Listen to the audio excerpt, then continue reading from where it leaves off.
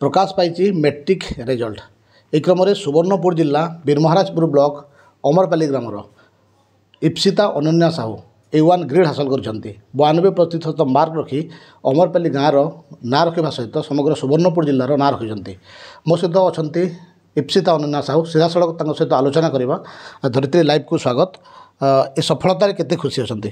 प्रथमे समस्त को जुहार करमी।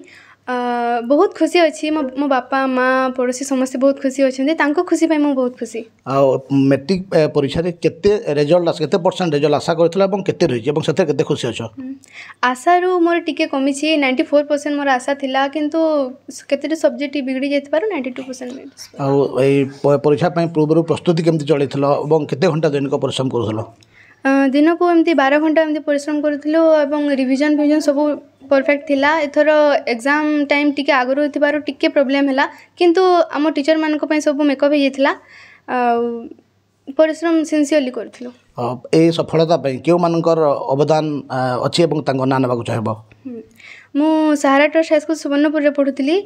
सेठाकर शिक्षक शिक्षयित्री मानक मु श्रेय देबी एवं मो बापा माँ को श्रेय देवी कारण से माने मते एक गार्डियन परी आमे जेतो हॉस्टल रे रहउतिलो से गार्डियन परी हमको देखुथिले सब सारा। आ परिवार बापा माँ केमति उत्साहित करूथिले? एमती सब दिन एमती कॉल करी कहउथिले ए एग्जाम तो एटा न हैला आरो एग्जाम को एमती कर डिप्रेशर होना एमती कहउथिले सेति पई। आ भविष्यत लक्ष्य कोन रहबो? लक्ष्य अछि गोटे इंजीनियर होबा को किसी न्यू क्रिएट करबा को मो देश पई। जिते बड़े स्कूल रे सांग साथी मांग सहित पाठ पढ़ुतलो से समय आलोचना केमती चलीथिला? प्रथमे टी प्रेशर लगी थिला कि मैट्रिक एग्जाम एमती केमती होउथबो किंतु परे परे हाँ सांग मानकर भी भल कॉम्बिनेशन रहला सेति पई भी मु तांको भी श्रेय देबी। निज सफलता रे निज गाँ निज परिवार निज पड़ोसी सांग साथी केते खुशी अछंती? समस्त बहुत खुशी अछंती। रिजल्ट बाहरिबा परठारु समस्त कांग्रेचुलेशन रे खाली कॉल आसुछि।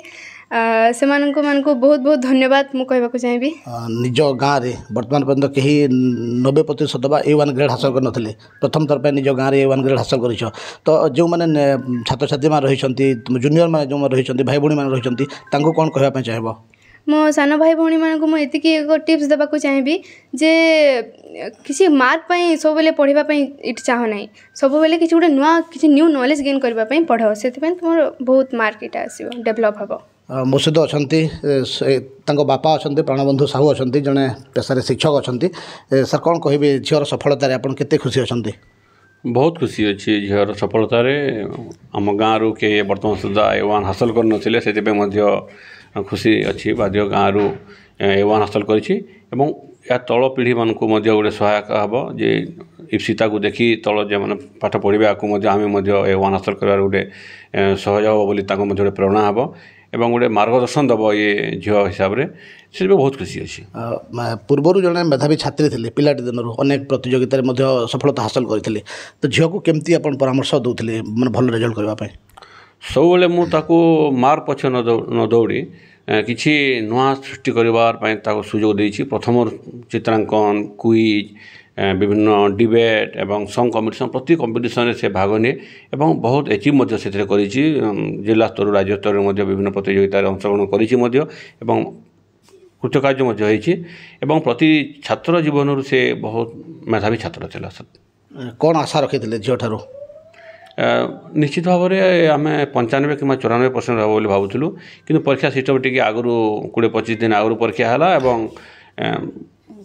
गोटे जोड़े सब्जेक्ट रे 5-10 मार्क में 92 होती तथा तो खुशी अच्छे। भविष्य लक्ष्य कौन आप आशा रखे झील ठारू? निश्चित भाव में मुझे विभिन्न कॉम्पिटिटिव एग्जाम देवाई प्रेरणा देवी एवं भल कॉलेज जमी पढ़ा से चेष्टा करी कि झील इच्छा अच्छी जे किसी गोटे क्रिएटिविटी सब से लक्ष्य जेहतु रखे से इंजीनियरिंग करने चाहूँगी तेणु जेई से निश्चित लक्ष्य रखा। शुणुली प्रतिक्रिया शुणुली आम सहित थी A1 ग्रेड हासिल करथिबा छात्री इप्सिता अनन्या साहू निहाती भाव में भविष्य उज्ज्वलमय हो एवं तंकर भविष्य आहरी मंगलमय हो यह ही धरित्री परिवार पक्षर आम शुभकामना। सुवर्णपुर जिला बीरमहाराजपुर पीताम्बर साहू धरित्री लाइव।